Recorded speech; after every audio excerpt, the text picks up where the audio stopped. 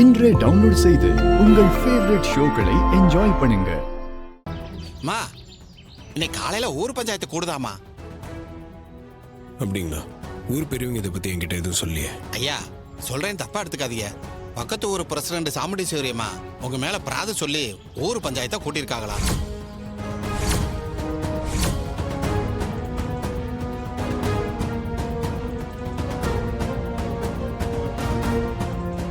சரிங்க, நீங்க போங்க, நான் பாத்துக்கிறேன். சரிங்க, நான் வரேன். ஐயா கார்த்தி, என்னையா கொடுமை இது? ஊர் பஞ்சாயத்துல எல்லாருக்கும் தீர்ப்பு சொல்ற பெரிய குடும்பம் நாம பிராது வாங்கி ஊர் ஜனங்க முன்னாடி பதில் சொல்லணுமா? என்னையா இது?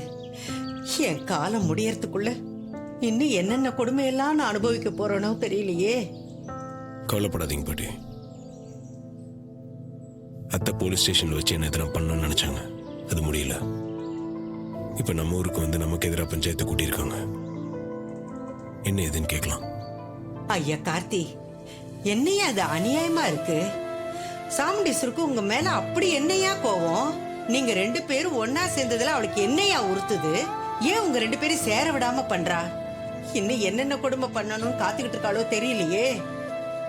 பாட்டி, அத்தையால எங்க ரெண்டு பேரும் எதுவும் பண்ண முடியாது. அவங்க பஞ்சாயத்தை கூட்டுட்டோம், என்ன சொல்றாங்கன்னு பாப்போம். எனக்கு ரொம்ப பயமா இருக்கு. அம்மா அடுத்தடுத்து என்ன உங்ககிட்ட இருந்து பிரிக்க ட்ரை பண்ணிட்டே இருக்காங்க. இப்ப என்ன சொல்லி பஞ்சாயத்தை கூட்டியிருக்காங்கன்னே தெரியலையே. அத்தை என்ன காரணத்துக்காக வேணா பஞ்சாயத்தை கூட்டி இருக்கட்டும். உண்மை நம்ம பக்கம் இருக்கும்போது நம்ம எதுக்காகவும் பயப்பட தேவையில்ல, புரியுதா?